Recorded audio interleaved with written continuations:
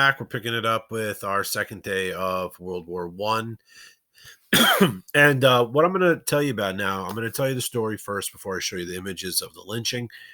Um, and what happens is it's in Waco, Texas, 1916.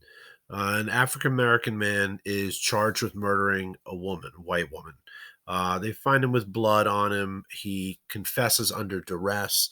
Um, his trial is a week after the confession, I believe, and the jury deliberated for 3 or 4 minutes on death. But the death that he would receive isn't the one that the state was giving. As he was escorted out of the courtroom down the hall towards the jailers, a mob took him. They dragged him outside. They beat him. They cut off parts of his body. And eventually, what they decided to do was tie him onto a tree, and they were burning him alive by throwing fuel on him. And the mayor called the town photographer and had him come down and take photographs of this man being brutally lynched. So, I'll show you the picture. You get an idea what's happening. I'm going to show you what happens, okay? So, well, let me get past that. That's the Great Migration. Here is a upward photo, a higher up angle of the photo of the tree, and you can see the man that had been burned. And then down here on the bottom corner, I'm going to put up a small picture of the graphic image of Jesse Washington after the lynching. Okay, so yeah, you get the idea. Now, this is in Texas, 1916. These are some of the reasons people left the South. All right. From 1885 until 1915, close to 3,000 lynchings. A lot of them in Texas are going to be violent, just like this, burning people alive. All right. So what happens with this? And what's kind of like what reaction does the country have to this?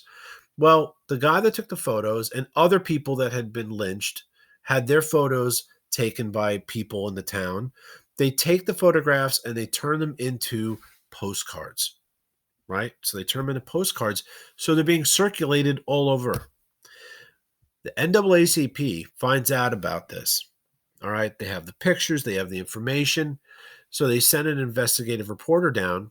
All right. And actually, it's Du Bois and his magazine, The Crisis, which really did this expose.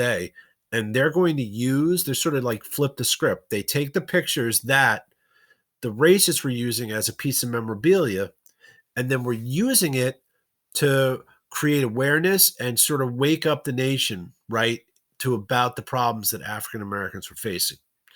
So this whole story with Jesse Washington it's a terrible story. There's a lot to it. There were other people that were murdered in Waco that were lynched. I put a link on the bottom here. So when you have the time on the slide on your own, there is a CBS report from CBS News that they did about 3 or 4 years ago that you can read up on, and I suggest you do that. All right, so women in World War One, their jobs are going to be Red Cross, Salvation Army, Signal Corps. Now at home, what are they doing? Factory work and conservation. They would be the people that were, in charge of the homes, the food. And you might not know, but like during wars, they would do things like, they would go days like meatless Mondays, whatever. They would pick days to conserve and not eat a certain item so that it could be preserved for the war effort.